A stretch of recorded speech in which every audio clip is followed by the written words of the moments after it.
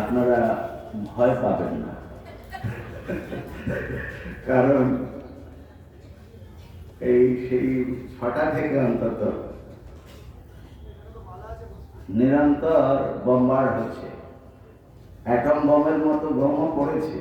তারপরে আপনারা বসে আছেন ধৈর্য ধরে, আপনাদের অভিনন্দন জানাচ্ছি। আমি খুব বেশি বলবো না।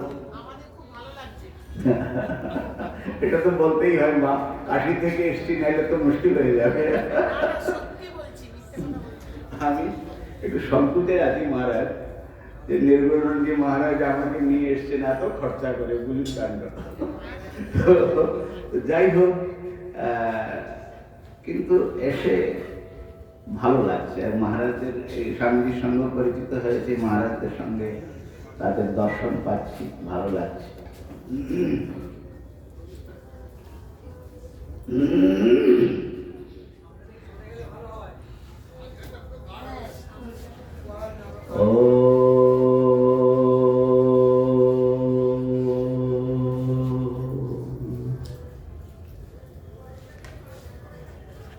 ভদ্রং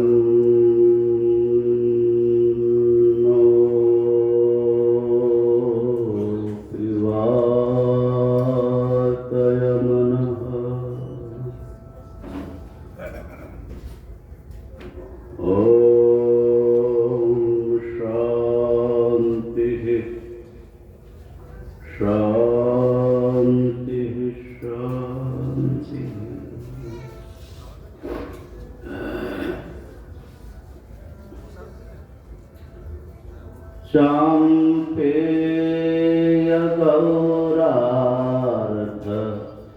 शरीरकाय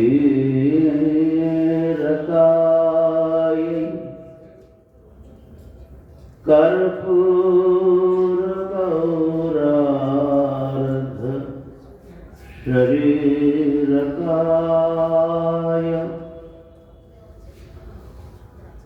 धम्मे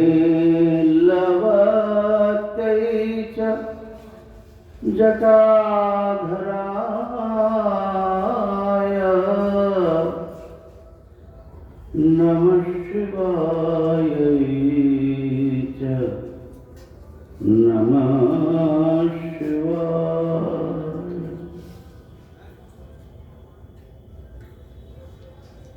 भगवान अर्धनारीश्वरेर चरणे प्रणाम जानाচ্ছি।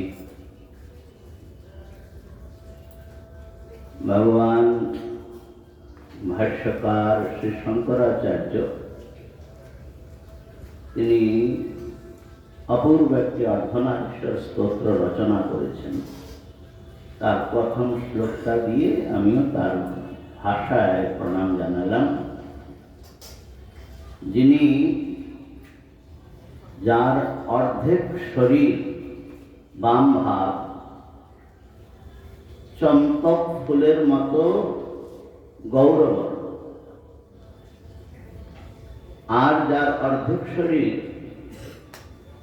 কর্পূরের মতো গৌরবর্ণ, ডান ভাগ। আর যার বাম ভাগে খুব সুন্দর ত্রিবেণী কেশ, আর ডান দিকে আবার জটা ধারণ করে আছেন, এইরকম শিবা এবং শিবকে আমি প্রণাম জানাচ্ছি। আমি ভাবছিলাম, আচ্ছা, পূজ্য মহারাজজির শ্রীচরণে প্রণাম জানাচ্ছি। আমি একটু ইনফর্মাল হয়ে গেছি আর কি, আপনাদের সম্বোধন করতে ভুলে গেছি, নিজের গুণে ক্ষমা করে নেবেন। সব মহান পণ্ডিত এবং তপস্বী মহাত্মারা এখানে উপস্থিত আছেন, তাদের সকলকে প্রণাম জানাচ্ছি। ভাবছিলাম যে এই 63তম প্রতিষ্ঠা দিবস অর্ধনারীশ্বরের, আর পূজ্য তারানন্দ মহারাজ তার মনের ভাবটি কি ছিল। তিনি অর্ধনারীশ্বরের স্থাপনা কেন করলেন? আবার আশ্রমের নাম রাখলেন প্রেম মন্দির। প্রেম কোথা থেকে চলে এলো? প্রেম মন্দির। তো আমার মনে হলো এই যে অভিন্ন হরগৌরী স্বরূপ, এদের স্বরূপটাই হলো প্রেমস্বর। এবং খুব সম্ভবত ঈশ্বর যে প্রেমময়, আমরা সচ্চিদানন্দময় বলে বলি, কিন্তু আনন্দই সবচেয়ে প্রিয়তম বস্তু। আনন্দকেই তো আমরা ভালোবাসি। তো সেই জন্য তাকে প্রেমস্বরূপ বললে কোনো অশাস্ত্রীয় কিছু হবে না। তো খুব সম্ভবত যে তাঁর প্রেম এবং প্রেমস্বরূপতাকে অনুভব করা, এটাই হয়তো তিনি জীবনের সর্বোচ্চ প্রাপ্তি বলে মনে করেছিলেন। ভক্তজন, আস্তিক এবং নাস্তিক সকলেই একটা বিষয়ে কিন্তু সহমত, যে এই যে বিরাট বিশ্ব, এই সব কিছুর মূলে, মানে সৃষ্টি, পালন, সংহার ইত্যাদি সব কিছুর মূলে যে অ্যাক্টিভিটি চলছে, একটা অনন্ত ক্রিয়া শক্তি কাজ করছে। এমন একটা শক্তি যে নিরন্তর নিজের স্বাভাবিক স্বভাব থেকেই স্পন্দিত হচ্ছে এবং সারা সৃষ্টি চলছে। বিজ্ঞানের ভাষায় আমরা বলি এনার্জি। এখানে কিন্তু আস্তিক নাস্তিকের কোনো ভেদ নাই, ক্রিয়া শক্তিকে সবাই মানি। কিন্তু ক্রিয়া শক্তির পেছনে ইচ্ছা শক্তি রয়েছে, ইচ্ছা শক্তির পিছনে জ্ঞান শক্তি রয়েছে। এটা মানতে, এবং সেই জ্ঞান, ইচ্ছা, ক্রিয়ারূপ যে শক্তি, সেটা এক চেতন সত্তার সঙ্গে অবিনাভাব রূপে গ্রথিত হয়ে আছে, এটা বুঝতে গেলে আধ্যাত্মিক বিজ্ঞানের সাহায্য নিতে হয়। কেবলমাত্র ফিজিক্সের কাজ নয়, জড় বিজ্ঞানের কাজ নয়। দেখুন, ক্রিয়া তো চলছে সারা বিশ্বে, সবকিছুর ভেতরেই ক্রিয়া চলছে, কোনো কিছু তো থেমে নাই। এমনকি যেটা একেবারে নিস্তব্ধ নিরেট পাষাণ বলে মনে হয়, সেখানেও অ্যাটম এবং তার ভেতরে কি বিরাট অ্যাক্টিভিটি চলছে। কিন্তু এই যে অসংখ্য ক্রিয়া চলছে, এবং সেই ক্রিয়ার দ্বারা একটা সার্থক জীবনের সৃষ্টি হচ্ছে। এতে সূর্য এসেছে, সোলার সিস্টেম এসেছে, পৃথিবী কত দূরে থাকবে সেটা ঠিক হয়েছে, সেখানে কিরকম এনভায়রনমেন্ট হবে সেটা ঠিক হয়েছে, সেখানে আমরা জন্মাতে পারবো সেটা ঠিক হয়েছে। তো এটা উইদাউট এনি কোঅর্ডিনেশন, এটা যদি কেওস হয় তাহলে কি এটা সম্ভব হতে পারে? আর যখনই কোঅর্ডিনেশনের প্রশ্ন আসবে, সেখানে জ্ঞান বা চেতনা ছাড়া কোঅর্ডিনেট হবে কি করে? এটা সম্ভব নয়। রচনানুপত্তিশ্চ নানুমান। তো সুতরাং আমাদের আধ্যাত্ম দৃষ্টিতে এই সব কিছুর মূলে এক অনন্ত শক্তিময় সচ্চিদানন্দ স্বরূপ বস্তু রয়েছেন, যিনি সচ্চিদ আনন্দ স্বরূপ। তিনি নিজেকে দুই ভাগে ব্যক্ত করেন তার মায়া শক্তির দ্বারা। ওই যে বললাম, জ্ঞান ইচ্ছা ক্রিয়া বা ইচ্ছা জ্ঞান ক্রিয়া তান্ত্রিক পদে, তো একই চিৎ শক্তি, একই সচ্চিদানন্দ ব্রহ্মস্বরূপ, তিনি মায়ার দ্বারা ব্রহ্ম এবং তার চিৎ শক্তি রূপে কাশ্মীর শৈবাগম অনুসারে প্রকাশ বিমর্ষ রূপে বিভক্ত হয়। তারা মায়ার দ্বারা বলবেন না, তারা রিয়েল বলবেন। কিন্তু আমাদের অদ্বৈত বেদান্ত অনুসারে যেমন জীব এবং ব্রহ্ম এক হয়েও মায়ার দ্বারা দুইটা ভেদ মনে হয়, ঠিক তেমনি ভাবে শক্তি এবং শক্তিমান অভিন্ন হয়েও মায়ার দ্বারা যেন দুই ভাগে বিভক্ত হন। একটি ভাগ শিব আর একটি ভাগ শক্তি, কিন্তু কমপ্লিট পিকচারটা হবে শিবশক্তির সামরস্য বা অভিন্নতা। তো এই সমস্ত বিশ্বের মূলে এক অদ্বৈত অর্ধনারীশ্বর তত্ত্ব রয়েছে।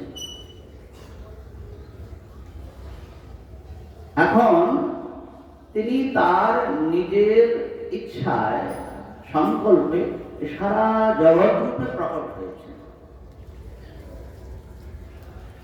একই সঙ্গে তিনি বিশ্ব হয়েছেন আর ব্যক্তি হয়েছেন।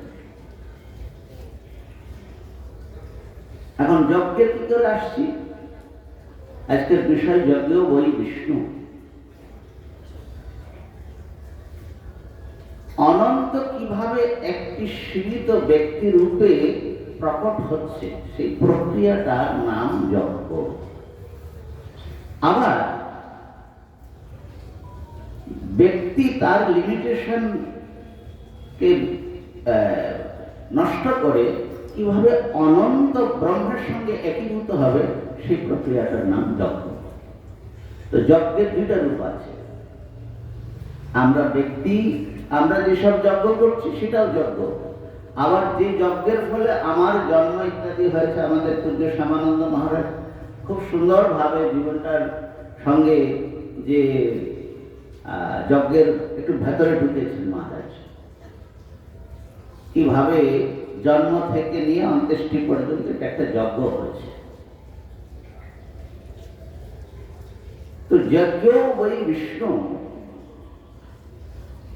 এটা সোজা সোজা অর্থ হলো যজ্ঞ ভগবান বিষ্ণুরই স্বরূপ। তা এবার যখন নির্গুণানন্দজি বললেন মহারাজ যজ্ঞ বই বিষ্ণু বিষয় রাখা হয়েছে, আমি ভাবলাম যে যজ্ঞ বই বিষ্ণু তো আমরা শাঙ্কর ভাষ্যে অনেক জায়গায় পড়ি, গীতা ভাষ্যের মধ্যে কিন্তু দুই জায়গায় আছে, কিন্তু কোনোদিন মূল খুঁজে দেখি নাই।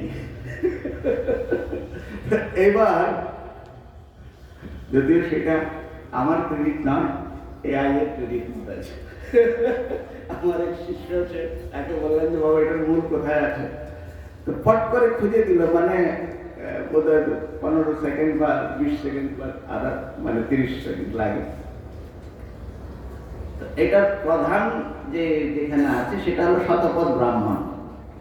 তৈত্তিরীয় সংহিতাতেও আছে, ঐতরেয় আরণ্যকেও আছে, যেটাকে মহারাজ ঋগ্বেদের মন্ত্র বলছিলেন। তো সেখানে মূল প্রসঙ্গটা কি এটা একটু বলতে চাই, কারণ এই কথাগুলি আমরা সাধারণত আমরাও ঠিক মতো জানি না, সেই জন্য শোনাচ্ছি। শতপথ ব্রাহ্মণের 1-1-2-13 সবই ব্রতম বিসৃজতে यज्ञो वै विष्णु स यज्ञमेव अभ्युपैति स य एवं विद्वान व्रतम विसृजते तस्मादुह स एवं ब्रूयात्। এখানে বলা হচ্ছে যে একজন যজমান স বৈ ব্রতম বিসৃজতে, তিনি যজ্ঞের জন্য নিয়ম গ্রহণ করছেন, ব্রত গ্রহণ করছেন। আর এই যে যজ্ঞ, এই যজ্ঞই হলো ভগবান বিষ্ণু। এই কথাটার উপরে সায়ন ভাষ্য কি আর বলছেন সায়নাচার্য, সেটা বলবো, কিন্তু প্রথমে মূলটা বলি। স্বযজ্ঞমেব অভ্যুপৈতি, সেই জন্য যিনি যজ্ঞ করছেন, যেহেতু যজ্ঞ মানে বিষ্ণু, তো তিনি বিষ্ণুকে প্রাপ্ত করছেন। তিনি যজ্ঞকে প্রাপ্ত করছেন, যজ্ঞের ফল প্রাপ্ত করছেন, তার মানে তিনি বিষ্ণুর সঙ্গে একাত্ম হচ্ছেন। কে সজ এবং বিদ্বান ব্রতম বিসৃজতে, যে যজ্ঞকে বিষ্ণু রূপে জেনে যজ্ঞ করছেন, তিনি বিষ্ণুর সঙ্গে একাত্ম হয়ে যাচ্ছেন। সেজন্য তসমাদু স এবং রিয়া, সেজন্য সেই রকম বলবে, অর্থাৎ যজ্ঞ বই বিষ্ণু। এখানে সায়নাচার্য লিখছেন, বিষ্ণু যজ্ঞস্য অধিষ্ঠাত্রী দেবতা। যজ্ঞের অধিষ্ঠাতা দেবতা মানে যজ্ঞ, যা তার যজ্ঞ কর্মের, যজ্ঞের আরাধনাটা তিনি গ্রহণ করবেন এবং তার ফল তিনি দেবেন, তিনি হলেন বিষ্ণু। অতঃ তাদাত্ম্যোপচার, সেজন্য যজ্ঞ আর বিষ্ণুকে এক করা হয়েছে।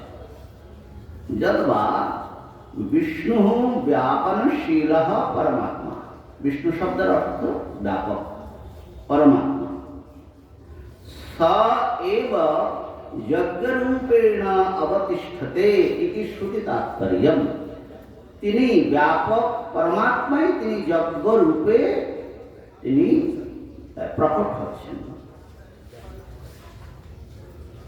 যজ্ঞ বৈ বিষ্ণু ইতি শ্রুতেঃ যজ্ঞ শরীরস্য বিষ্ণুত্মকত্বাৎ। যজ্ঞ শরীর মানে যজ্ঞকে যজ্ঞ পুরুষ বলা হয়, সে যজ্ঞ বিষ্ণুর শরীর। এই মোটামুটি মানে ভাষ্য আর এর অর্থ, মানে যেটা আমি বলতে চাইছি যে যজ্ঞ যেটা সেটাই বিষ্ণু, মানে বিষ্ণু ভগবান যজ্ঞার্থাৎ কর্মণ্যত্র লোকোয়ং কর্মবন্ধন, ভগবানের জন্য করা সেটা যজ্ঞ, ঠিক আছে। কিন্তু এখানে আমাদের যেটা বুঝতে হবে, যজ্ঞকে ভগবানের স্বরূপ বলে আমাদের বুঝতে হবে। এখানে একটু সমস্যা হয়। তো যজ্ঞের আমি যেটা বলছিলাম যে যজ্ঞ সেই অনন্ত বিষ্ণু পরমাত্মা তিনি কিভাবে একজন ব্যক্তি রূপ ধারণ করছেন, ব্রহ্ম কিভাবে জীব হলেন, এই প্রক্রিয়াটা, এই পদ্ধতিটার নাম যজ্ঞ।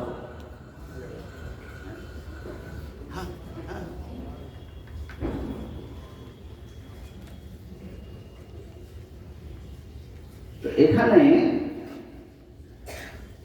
ভগবান, আমি এবার গীতায় একটু চলে আসি,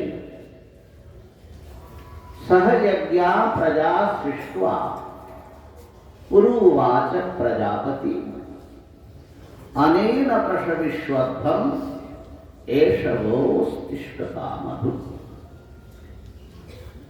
ভগবান সকল প্রজার অধীশ্বর, তিনি যজ্ঞের সহিত প্রজা সৃষ্টি করেছে। এবং এটার একটা বর্ণন আমরা পুরুষ সূক্তে দেখতে পাই। কি করে?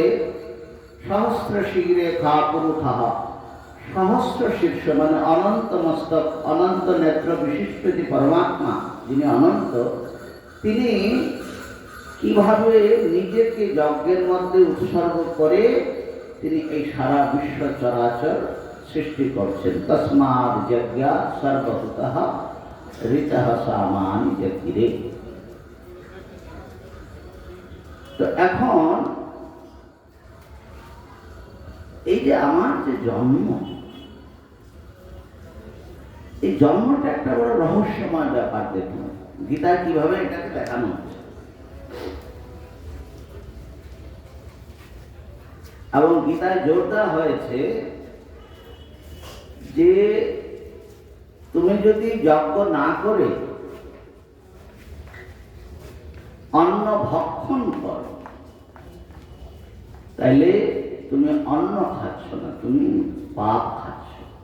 ভুঞ্জতে তেত্বহম পাপা ইয়ে পচন্তি আত্মকারণা।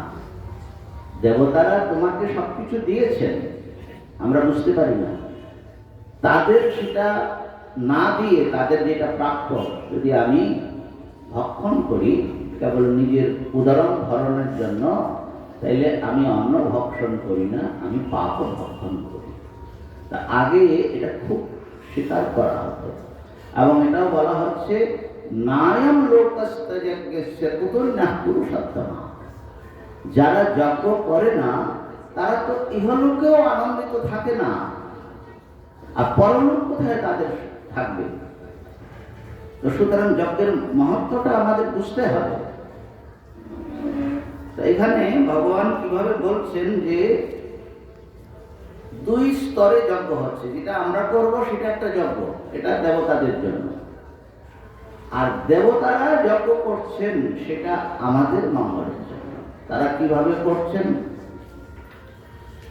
যজ্ঞেন যজ্ঞময়জন্ত দেবাঃ তানি ধর্মাণি পরমান্যাসন।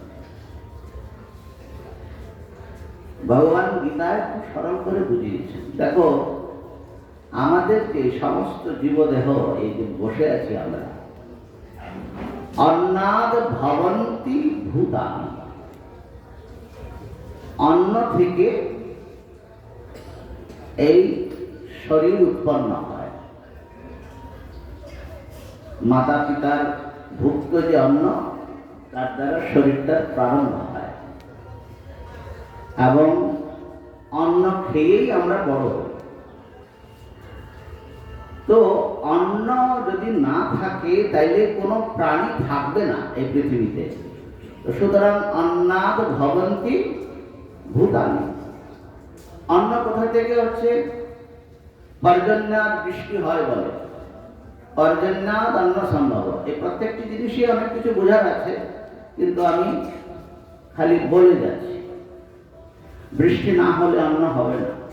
কিছুদিন ভূগর্ভ থেকে নিয়ে তুমি চালাতে পারবে, কিন্তু তাতেও হবে না, এক সময় ওখান থেকে আসতে হবে।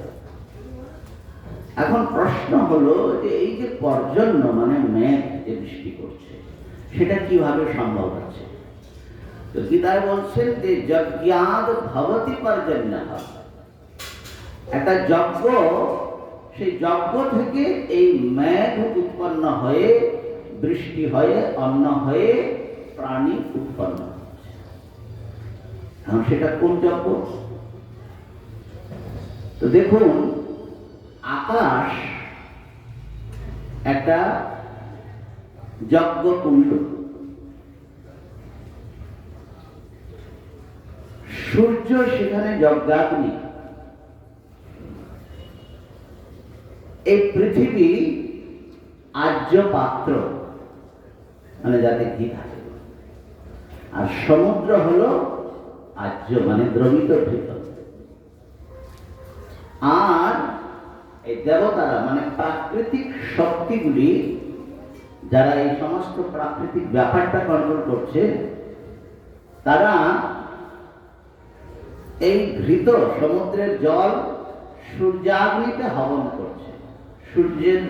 সূর্যাগ্নির যে শিখা কিরণ রূপে এই পর্যন্ত আসছে, তাতে হবন হচ্ছে, সেটা বাষ্পীভূত হয়ে উপরে চলে যাচ্ছে।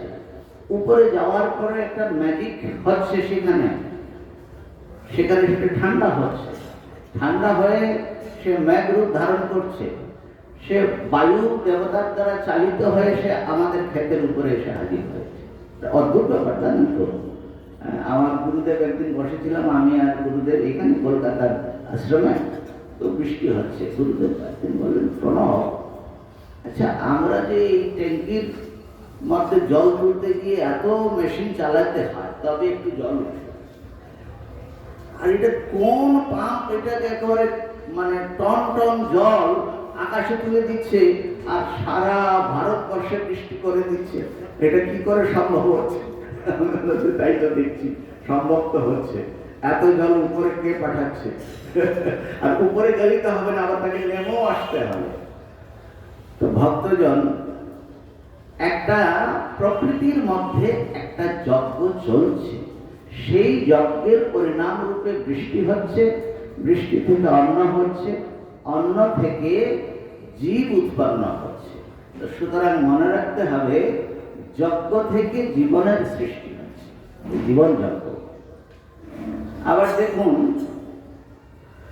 মাতা পিতা সেই অন্ন ভক্ষণ করছেন, তার থেকে সপ্তম ধাতু উৎপন্ন হচ্ছে, বীর্য। সে পিতা তাকে মাতৃগর্ভে, সেখানে গর্ভাগ্নি প্রজ্বলিত।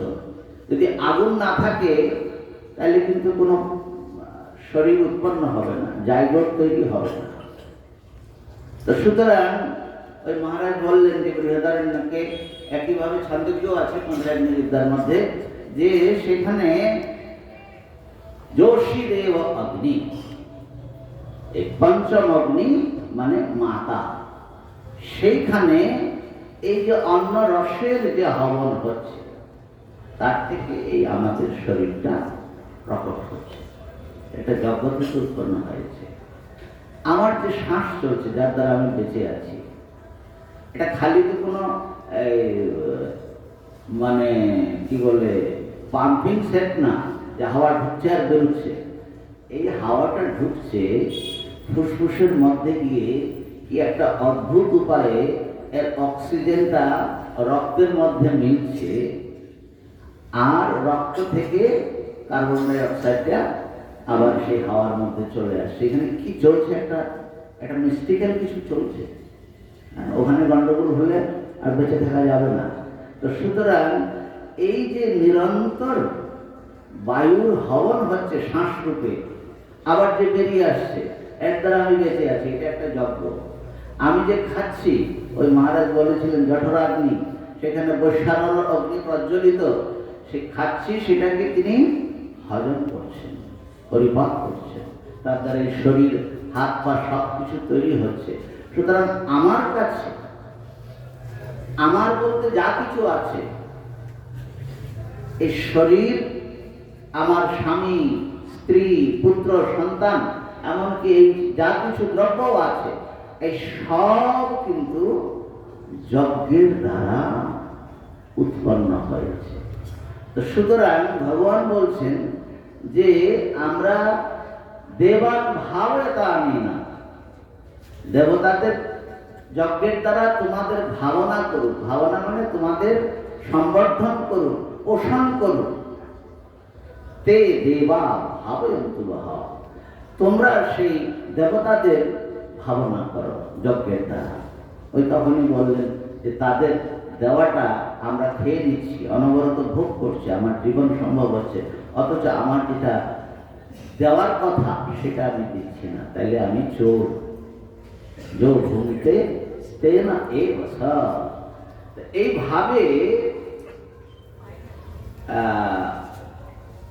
আমাদের জন্ম তো যজ্ঞের দ্বারা হচ্ছে, আর আমাদেরকে যজ্ঞ করে এই ঋণ থেকে মুক্ত হতে হবে। এবং এই যজ্ঞ কেবল আমার ইষ্ট কাম ধেনুই নয়, আমি যা চাই সেটাই এই যজ্ঞের দ্বারা পাওয়া যেতে পারে। কারণ পরম শক্তি, এই দেবতারও তো ঈশ্বরেরই নানা রূপ। সুতরাং তিনি তো সবকিছু দিচ্ছেন। ওই যে বলেছিলাম, মূলে একটা পরমা শক্তি রয়েছে, তার থেকে সবকিছু ফুটে উঠছে। তো সুতরাং আমাকে এই যজ্ঞের দ্বারা তাকে প্রসন্ন করতে হবে। এখানে আমার যজ্ঞটা কি হবে? দেবোদ্দেশে দ্রব্যত্যাগ, দেবতার উদ্দেশ্যে আমাকে কিছু দিতে হবে, যেটা আমার বলে করছি তার থেকে কিছু দিতে হবে। এখন এর মধ্যে দুইটা জিনিস আছে যজ্ঞের মূল সূত্রটা। একটা হলো ত্যাগ। মহারাজ খুব সুন্দর করে বলেছেন, ইদম ইন্দ্রায় ইদম না বম, ত্যাগ করতে হবে, দিতে হবে। আর কেন দেবে? একটা কৃতজ্ঞতা। আমি যে কত কিছু পাচ্ছি, দেখুন কৃতজ্ঞতাহীন যে ব্যক্তি, অকৃতজ্ঞ বা কৃতজ্ঞ, তাদের জীবনে কিন্তু কোনো আলো আসতে পারে না। আমরা মা বাবার যত উপকার সব গ্র্যান্টেড মনে করি, কোনো কৃতজ্ঞতা ফিল করি না। ঠিক তেমনি ভাবে এই জীবনটা যে আমি পেয়েছি, আমার চোখে যে আলো ফুটে উঠেছে, আমার মস্তিষ্কে যে আমি ভাবতে পারছি, এগুলো আমরা সব গ্যারান্টেড মনে করছি। তোমার চোখে আলো ফোটাবার জন্য ওই সূর্যকে আলোকিত হতে হয়। সেখানে কত শত নিউট্রন বোমা, হাইড্রোজেন বোমা সেখানে অনবরত ফুটছে তোমার চোখে আলো আনার জন্য। সেটা কি কখনো ভালো বাবা? হ্যাঁ। তো আমরা অকৃতজ্ঞের মতো, যারা যজ্ঞ ভাবনাটা বুঝে না, তারা খালি নেওয়ার জন্য কতটা আমি নিতে পারি, এই সংসারটা যেন খালি আমার নেওয়ার জন্যই আছে, এটা কোনদিন সুখী হওয়া যাবে না।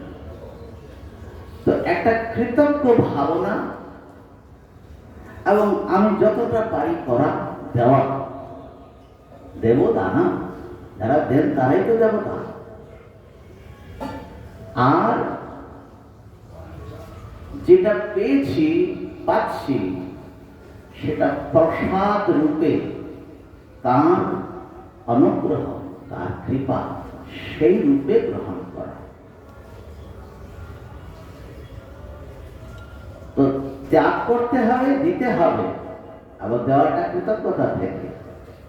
আর যেটা নেব সেটা প্রসাদ রূপে নিতে হবে, সেটাও সকলের সঙ্গে শেয়ার করে আমাদের এই ভোগ করতে হবে। তো সুতরাং এই ভাবনাটা যদি আমরা নিতে পারি, এটা ভারতীয় সংস্কৃতির মর্ম কথা। ভক্তজন, বেদের দুইটা কাণ্ড আছে। আচ্ছা, আমার একটা ঘড়ি তো লাগে, আমার বললাম যে একটা মোবাইল আছে, আমি তো বুঝতেই পারছি না চলছে। আমাকে ইয়েটা দাও। 8:35 বেজে গেছে, সবার খিদে পেয়ে গেছে। শীতটা অবশ্য, হাওয়াটা একটু কম আজকে দেখছি। তো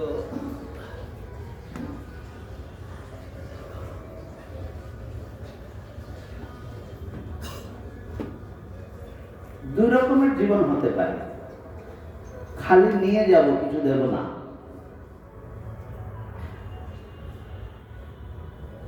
অনবরত খালি ভোগ করব, দিলেই তো লোকসান। হ্যাঁ। আর আরেকটা হলো দেওয়ার আনন্দটা অনুভব করা।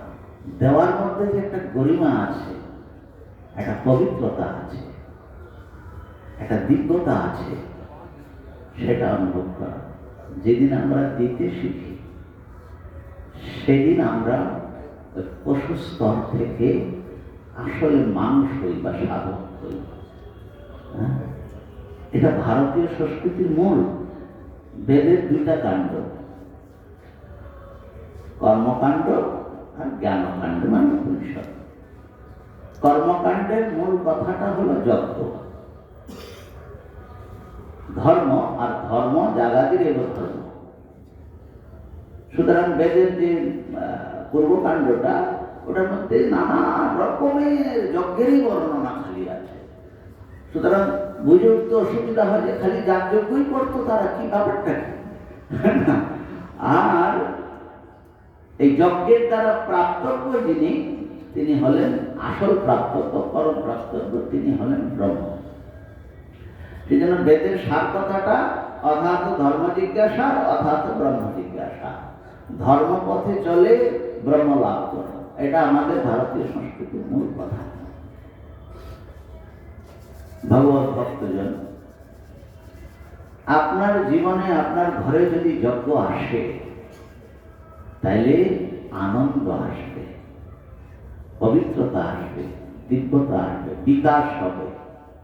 সেই জন্য ভারতীয় সংস্কৃতির এই যে আমাদের প্রধানমন্ত্রী যে একটা স্লোগান দিয়েছেন, এখানে আমি প্রধানমন্ত্রীর কথা বলছি, জানি না অপরাধ হবে কিনা, আমাদের দিদিমণি রুষ্ট হতে পারেন।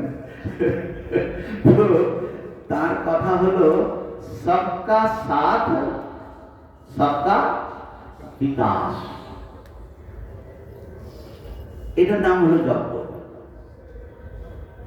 এই যে পরস্পর সহভাব, সহযোগিতা, দেবতারা আমাদের উপকৃত করছেন, আমরা তাদের পুজো করছি। এই যে পরস্পরে যে একটা উচিত আদান প্রদানের ব্যবস্থা, সবকা সাথ, আর তার দ্বারা সকলের বিকাশ, সকলের বিকাশ, এটা হলো ভারতীয় সংস্কৃতির মূল কথা। সর্বে ভবন্তু সুখিনঃ, আমরা সকলের সুখ চাই, এটাই যজ্ঞ সংস্কৃতি। কিন্তু এর বিরুদ্ধে একটা দৃষ্টি আছে। আজকে আমাদের খুব ভালো করে মনে রাখতে হবে, যজ্ঞ বিরোধী কারা ছিল? রাক্ষসরা।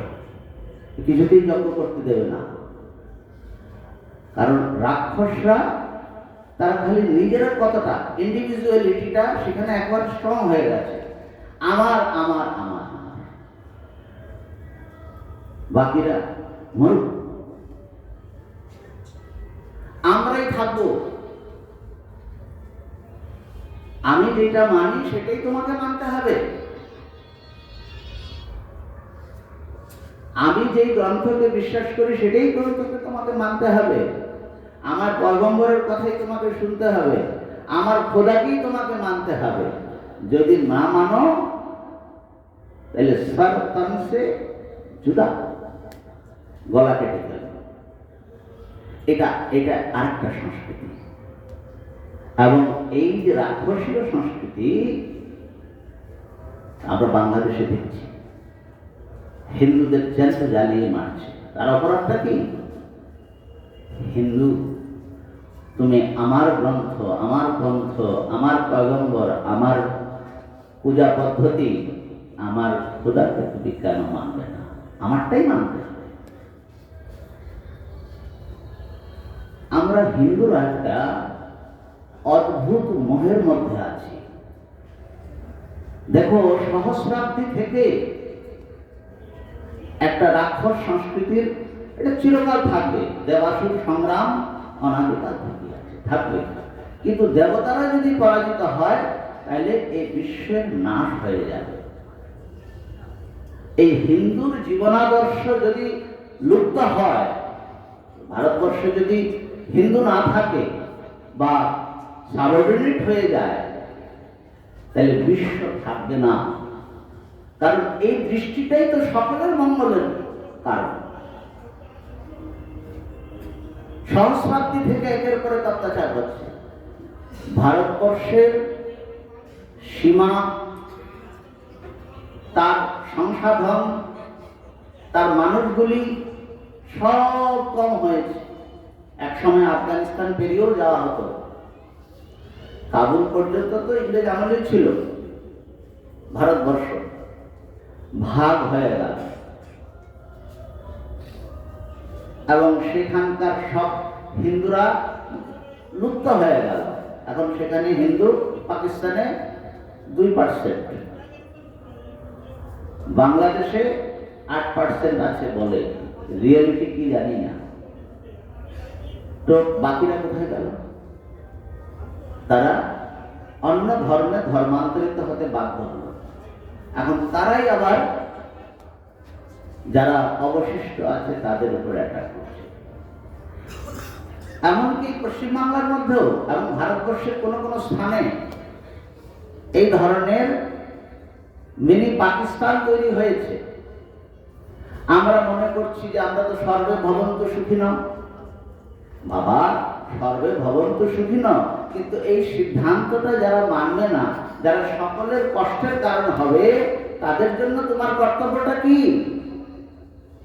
ভগবান শ্রীকৃষ্ণ বলেছেন, তস্মাদ উত্তিষ্ঠ কৌন্তেয় যুদ্ধায় কৃতনিশ্চয়। তোমাদের অস্ত্রশস্ত্র নিয়ে মানে পথে নামতে হবে না, তোমরা একটু হুঙ্কার করো না। শুনেছিলাম দেবী হুঙ্কারে নইব ভস্ম সাতটাকার, মা হুঙ্কার করে অনেক ওষুধ টষুধ মেরে ফেলেছেন। তো সুতরাং বিশেষ করে পশ্চিম বাংলার হিন্দুরা খুব ক্রিটিক্যাল টাইম, এটা বোঝো। যদি পশ্চিমবঙ্গ হাতছাড়া না হতে হয়, যদি তোমরা মাথা উঁচু করে বেঁচে থাকতে চাও, আমরা তো রিয়েল সেকুলার, আমরা তো কারোর অকল্যাণ চাই না। তুমি তোমার মতো পুজো করো, আমার কি অসুবিধা নেই বাবা, কোনো অসুবিধা নাই। ঈশ্বরকে জয় জয় জাম জাম তনম ভক্ত, যে যেভাবে তাকে আরাধনা করতে চায় করতে পারে, এটা আমাদের কথা, তাদের কথা না। তারা তাদের মতোই করতে হবে। তো সুতরাং এই যে ডেমোক্রেসি, এই যে স্বাধীনতা, চিন্তার স্বাধীনতা, বেঁচে থাকার স্বাধীনতা, উপাসনা পদ্ধতির স্বাধীনতা, তোমার সন্তানরা সেই স্বাধীনতা পাবে কিনা, তোমরা যে স্বাধীনতাটা পাচ্ছ, সকলের মঙ্গলের জন্য হিন্দুদের উঠে দাঁড়াতে হবে। আত্মরক্ষা তোমাদের করতেই হবে, এটা তোমাদের কর্তব্য। এটা একটা যজ্ঞ, যুদ্ধ যজ্ঞ, এবং সেটা মানে প্রতীকাত্মক যুদ্ধের কথা বলছি। তো তোমরা এক হয়ে দাঁড়াও, এই যজ্ঞ নাইলে বন্ধ হয়ে যাবে। ভাগবত ভক্তজন, আমি আর বেশি, কারণ একটু আবেগ এসে যাচ্ছে, সেই জন্য আমি এখানে সংযত হচ্ছি। কারণ আমি তারানন্দ মহারাজকে স্মরণ করছি, পূজ্য স্বামীজি। একটা অদ্ভুত কথা বলি স্বামীজি, আমি সাধু হয়েছিলাম 1981-এ, হ্যাঁ, আর তার কিছুদিন পরে গুরুদেবের সঙ্গে ভান্ডারা যেতে প্রথম এখানে আসি। জানি না কথাটা ঠিক হবে, কিন্তু ওই মহারাজের ষোড়শী, তো ওইটা দিয়ে আমার সাধু ভান্ডারার ওপেনিং হয়। তো মহারাজের সঙ্গে, তারপরে তো দেবানন্দ মহারাজের সঙ্গে নানাভাবেই, নানা যোগসূত্রেই সম্বন্ধ হয়েছে। আমি তো এখানে এসে বোধহয় 2-3 বার ছিলাম, প্রবচন করে গেছি, বেদান্ত পড়িয়ে গেছি। কেউ পুরনো যদি থাকো তাহলে তোমরা জানবে, হ্যাঁ, 3 দিন করে ছিলাম। তো এই যে স্থান, তারানন্দ মহারাজ যে যজ্ঞাগ্নি প্রজ্বলিত করে গেছেন, সেটা চলছে। কিন্তু শ্রেয়ান দ্রব্যময়াদি যজ্ঞাজ জ্ঞান যজ্ঞ বরং, এই জ্ঞানটাও থাকতে হবে। এই যে চর্চা, জ্ঞান চর্চা, সেটা রয়েছে এখানে। এবং আমি দেখছি এই যজ্ঞাগ্নির উষ্ণতা কত বছর ধরে তো দেখছি, প্রায় 50 বছর হতে চলল। আমার চোখের সামনে এই আশেপাশে সবাইকে প্রদীপ্ত করে রেখেছে। দেবানন্দ মহারাজ আজকে তিনি এই সভায় আসতে পারেননি, তাকেও প্রণাম জানাচ্ছি। আর ধ্রুবানন্দ মহারাজ, নির্গুণানন্দজি, যারা এই তপস্যার ধারাটিকে, এই যজ্ঞাগ্নিকে নিরন্তর প্রজ্বলিত রেখেছেন, তাদেরকেও প্রণাম জানাচ্ছি। মঞ্চাসীন সকল বিদ্বজ্জনদের, সন্তজনদের প্রণাম জানাই। তোমাদেরকেও খুব খুব ভালোবাসা, এবং এক থাকো, এক হয়ে থাকো। এবার প্রায় লাস্ট চান্স, এটাকে মিস করা উচিত হবে না। এক রहोगे तो बचोगे, और बन जाओगे तो कटोगे। হিন্দুরা অন্যদের থেকে তারা পরাস্ত হয় নাই, তারা নিজেদের বিভেদের জন্য পরাস্ত হয়েছে। কিন্তু আজকে সকলকে একবার খুব দরকার। হরি ওম তৎসৎ, হরি ওম তৎসৎ, হরি ওম তৎসৎ। শ্রী ওম ব্রহ্মার্পণমস্তু। অত্যন্ত অপূর্বভাবে মহারাজজি সব দিকটা নিয়ে আজকে যে আলোচনা করলেন,